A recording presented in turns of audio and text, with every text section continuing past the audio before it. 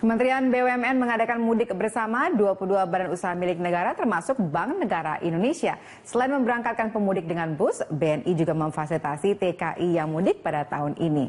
Berikut laporan reporter Andika dan juru kamera Rangga Samudra di Mudik Bareng BUMN. Gelar mudik bareng BUMN yang ini membawa calon pemudik dengan menggunakan bus menuju ke berbagai tujuan mudik ke kampung halaman masing-masing calon mudik termasuk di Pulau Jawa dan Sumatera. Total ada kurang lebih 7.000 pemudik yang dibawa menggunakan bus yang telah disediakan patungan. Ada 16 BUMN dan salah satunya Bank BNI yang turut dan ikut hadir membawa calon pemudik ke kampung halaman mereka masing-masing. Kami sudah bersama dengan Dirut BNI, Bapak Ahmad Baikuni. Selamat pagi, Pak. Selamat pagi, Mas. Apa saja persiapan dari BNI untuk mendukung mudik bareng BUMN ini?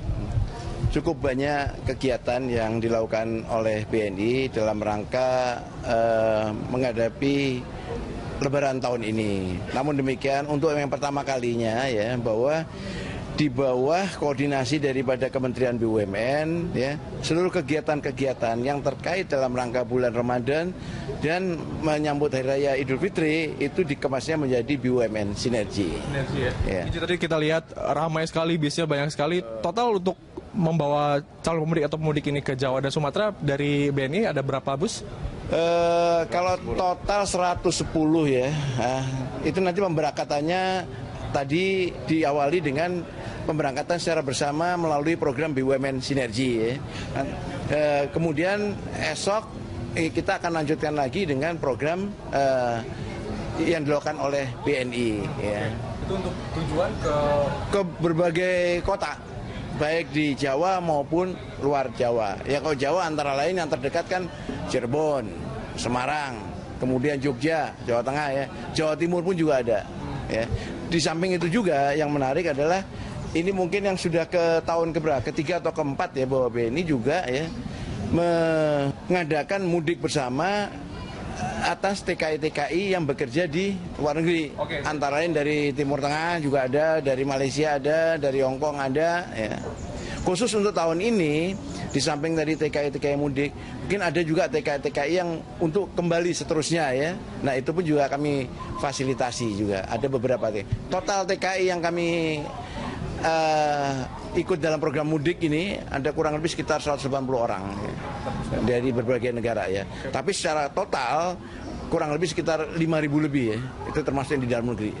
Sebenarnya ini sebagai dalam rangka kita ingin mengucapkan terima kasih penghargaan kepada mereka ya, yang selama ini mereka setia menjadi nasabah BNI dalam rangka menyalurkan transaksi keuangannya.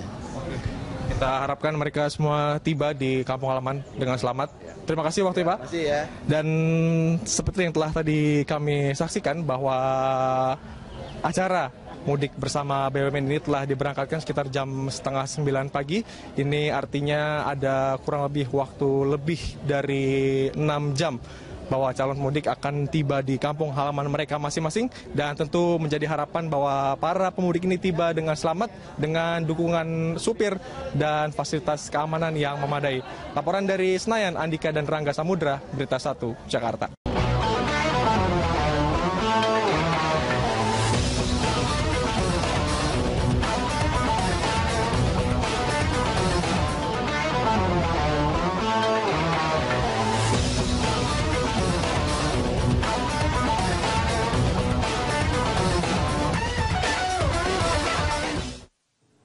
Ya, kita lanjutkan kembali dialog kita, pemirsa. Pak Edi, kalau misalnya sekarang orang menggunakan kereta, nanti kan mereka di sana mungkin nggak punya kendaraan. Nah, akhirnya mereka kemudian ada juga yang memilih tidak menggunakan kereta, akhirnya menggunakan sepeda motor untuk mudik mereka. Nah, sebenarnya kalau dari kereta api saya tahu ada kan Pak ya untuk fasilitas untuk mengangkut motor mudik bersama pemudiknya? Iya. Mbak Val, ini saya informasikan bahwa kami ucapkan terima kasih kepada Departemen Perhubungan karena mereka memfasilitasi untuk memberikan angkutan motor gratis. Nah, artinya dibiayai oleh kementerian? Dibiayai oleh kementerian. Jadi total yang sebenarnya kuota disediakan itu 4.900 motor, tetapi daftar terakhir yang kami terima yang bisa diangkut itu 4.500 motor. Jadi para pemudik yang mau mendapatkan angkutan motor gratis ini cukup membeli tiket dia sendiri motornya kita angkut bersama-sama. Oke, jadi dia hanya perlu tiket untuk dia. Untuk dia, penumpang, motornya tapi gratis, motor gratis bersamaan. Oh, asik dong ya berarti ya? Ini 4.500 ini sepanjang arus mudik dan arus balik ini atau Hanya mudik saja? Hanya mudik saja atau bagaimana? Itu arus mudik dan arus balik. Arus mudik dan arus balik. Oke. Dan itu mulai diangkutnya sejak kapan, Pak Edi? Ini H-5 kemarin, H-5 ini sudah mulai diangkut. H-5 ini. Iya. Oke. Itu ya, ini menarik sebetulnya kalau itu diperbolehkan ya. Ini hanya 4.500. Yang mendaftarkan ya. Yang mendaftar. Sebetulnya Ya. masih ada yang mendaftar lagi. 4.900 kita siapkan. Oh, oke. Tapi pendaftarannya ini kan di Departemen Perhubungan, bukan di kami ya. Oh, oke. Jadi beda ya Beda. daftarnya. Karena ini kan dibiayai oleh Departemen Perhubungan. Kami hanya mengangkut saja. Jadi sebenarnya masih ada sisa dong Kak, kuota untuk angkutan. Masih bisa Bacaan tidak? saya masih ada sisa. Masih ada Masih sisa, bisa, ya? tapi masih diperbolehkan nggak orang untuk mendaftar? Rasa saya sudah ditutup, Mas. Udah ditutup ya? Tadinya saya mau ikut juga itu. Terlambat ya. Wawancaranya terlambat Pak kita kerja. Kemarin-kemarin. Wawancaranya harusnya dari dulu. Karena semua ini pasukan kereta api ini semua di lapangan, Mas. Oh, gitu. Seluruh direksi itu tidak ada di tempat. Oke. Semua di lapangan mempersiapkan karena inilah kesempatan kita untuk membuat puas para pelanggan kita.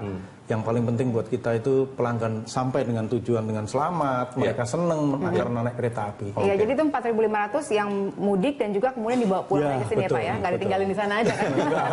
Oke, nah kalau kita tahu kan sebenarnya kalau mudik dengan motor itu kan rawan kecelakaan ya Iya, Pak ya. Nah betul. kalau dengan kereta sebenarnya bisa dibilang lebih aman atau hampir-hampir sama sebenarnya Pak? Gini, dari seluruh rangkaian kereta api khusus di Jawa ini ada 50 titik rawan. 50 titik rawan. 50 titik rawan memang banyak ini, tetapi itu titik rawan itu terbagi 3, satu rawan sabotase, satu rawan Banjir mungkin? bukan Longsor. sabotase, kemudian rawan asongan, kemudian satu lagi rawan pelemparan batu. Oh, iya. Ini pelemparan terus menerus. Masih banyak ya Pak ya yang Terus apa itu? menerus, dan tempatnya di situ-situ saja. Sabotase hanya ada di 2 daop. Daerah operasi 4 Semarang dan sekitarnya, dan 8 itu Bentuk rawan sabotase. Sabotasenya seperti apa, Pak? Ya seperti kemarin dimatiin terjadi atau- kan kita lihat bahwa Bukan bannya dibocorin kan? bukan. Bannya nggak punya. Nggak ada ban. Jadi seperti orang yang tidak bertanggung jawab meletakkan batu di tengah rel. Kemudian di jembatan ditaruh batu kan sudah dilakukan. Itu tujuannya apa mereka melakukan itu Pak? Sudah pernah ada penyelidikan? Kami tidak tahu, tetapi masih dalam penyelidikan. Kemarin di Daop 5 ditaruh batu besar sehingga kita numbur batu. Nah ini memang yang berbahaya kan kita ngangkut penumpang banyak ini, Mas. Iya. Betul. Sehingga kami mengaktifkan JPJ, Juru Apa Penilik Jalan. Jadi ada orang kereta api yang jalan terus untuk menilik apakah ada gangguan di rel kereta, sehingga orang-orang saya ini dari mulai yang di atas sampai di bawah ini turun. Setiap hari? Setiap hari. Penelikan itu dilakukan setiap hari? Dilakukan setiap hari. Paling tidak 1 hari 2 kali harus dilintasi. Kan masing-masing punya lintas itu. Ya. Apakah ini aman untuk dilalui atau tidak? Ya. Nah ini untuk menghindari seperti hal-hal seperti itu. Iya. Nah rawan yang longsor itu juga bisa terjadi, itu khususnya jalur kereta api daerah selatan. Selatan ini memang alamnya itu bergunung ya. Oh iya. Jadi alhamdulillah sekarang kan bukan musim hujan, tapi ini rawan longsor itu daerah selatan. Kalau yang soal asongan sama pelemparan batu tadi gimana itu, Pak? Jadi kalau untuk pelemparan kami tetap selalu karena terjadinya itu di titik-titik tertentu saja. Saya kemarin ini baru ditangkap pada 7 anak-anak 11 tahun ngelempar. Tapi kan itu pecah kaca, kadang kena penumpang segala macam. Sehingga yang kami lakukan adalah panggil orang tuanya, kemudian diberikan sosialisasi. Nah, kewilayahan kita bergerak jalan untuk mendatangi daerah-daerah rawan yang memang senang lempar. Itu terutama kalau saat-saat ini itu mau buka itu loh. Oh iya, iya. Mereka ngumpul. Itu mungkin bukan hanya diberitahukan ke orang tuanya, Pak. Mungkin anak-anak itu harus dibina juga untuk jadi pemain kasti mungkin, Pak.